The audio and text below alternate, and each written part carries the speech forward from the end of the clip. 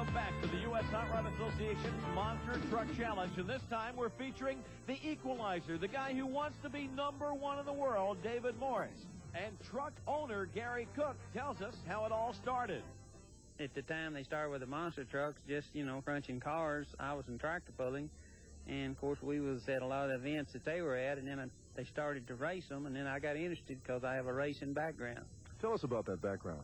Well, I've been in drag racing, oval track racing, tractor pulling, and this is just the next step, I guess, something new to do. Tell us about the equalizer. How'd you go about building it? What's in it?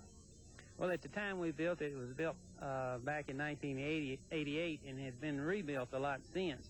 But at the time, the trucks that were running, I could see that were really not set up for racing of the type they were doing. And so at the time, our truck was the first race truck, actually, and we just built a giant stock car, basically. And it has proven to be, a very good setup. Now, you and David Morris, how did you guys get together?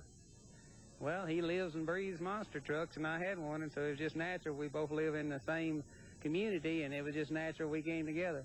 I used to drive stock cars myself, and I had a very bad accident last time I was in one, and then I decided it was time to do something else, and that's when I got into the tractor pulling. Well, I was in there for 15 years, and then we've been in this 4 years, so I've been racing all my life. What does it take financially to run a monster truck? Well, I figure we kind of run on a shoestring budget, and the minimum that you can run a competitive monster truck is about $100,000 a year. That's not the cost of the truck, that's just expenses. Gary, you're on the road with David Morris quite a bit. Tell us any interesting stories you know about him. Well, I don't know any interesting stories, but he's very picky about everything. He looks at everything twice. He wants to make sure everything's perfect, and he's a very neat person, and I'm kind of sloppy, so he cleans up after me a lot. And cleaning up is what David Morris and the equalizer continue to do at U.S. Hot Rod Association events. Earlier this season, Ken Brew spoke with David Morris. Welcome back, everybody, to Monster Truck Challenge. I'm Ken Brew, and if you follow this sport, you know that this man may be the hottest driver on the circuit right now, the man who pilots the equalizer, David Morris. David, thank you for taking time to join us. Thank you. It's so far this year, we've had a lot of good luck going for us. We've been running hard, running strong. We've been taking some wins. David, how did you get started in this? I mean, I guess you didn't wake up one day and say, gee, I'd like to be a monster truck racer. Or did you? No, not really. I started out with street trucks. I was a big street truck fanatic, lifting up four-wheel drives, and I really liked the monster trucks because that was in the four-wheel drive field. And I heard a close neighbor of mine was building a monster truck, so I went up to see what was going on, and he had it started, didn't have it finished, so I kind of built a fire under him and got him started on it, and we finished it, and ever since we've been doing real well with it, and we've had a lot of fun at it.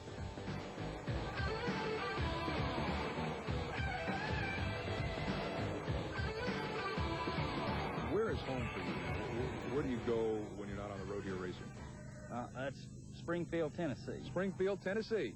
Yeah. Now, where's that close to Nashville, Memphis, Knoxville? Where? It's north of Nashville. It's almost in Kentucky. It's pretty close to the Kentucky-Tennessee line. It's a great little town. Now, you probably don't spend a whole lot of time there because you invariably drive to wherever you go, and if an event, say, takes place on a Saturday, you're probably on the road Wednesday or Thursday. Yeah, most of the time we're gone in the middle of the week. When we get home, there's usually something to do on a monster truck as far as maintenance or if something's broke, it needs fixing, or anything on the monster truck. We usually spend the 2 or 3 days that we're at home working on it, and then we're back out on the road again.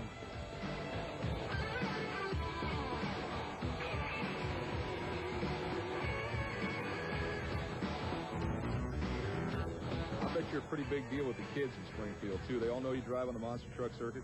Yeah, they get pretty excited sometimes. Do they really? Now, tell me about the maintenance done on this truck. How often do you have it in the shop tweaking it? Between races, or do you let it go for a couple of weeks? When do you work on it?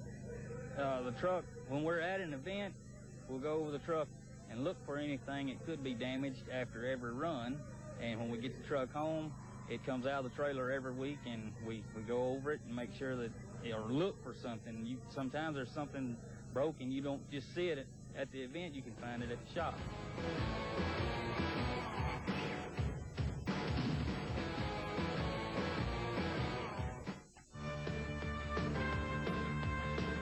Monster trucks have a long history, and the U.S. Hot Rod Association has been there from the beginning, the very beginning, when car crushing and thrilling the crowds was what it was all about, to the modern, high-tech, $250,000 racing machines you now see at U.S. Hot Rod Association events. Some of the top ones, barefoot. Jackie Wellman, the world champion with Taurus. And Dennis Anderson's Gravedigger. And Dennis sees a bright future for monster truck racing. It's going to come down to, I feel like it'll come down to something like NHRA drag racing, in which it's almost there. In my book, it's there now, you know, but it's going to really, we're going to get a lot of exposure with it. These guys are really getting really technical with it. It used to be that you just put this big piece of iron together and come out and let's crush cars. Well, it's not like that anymore. I mean, we're still using the cars to crush with because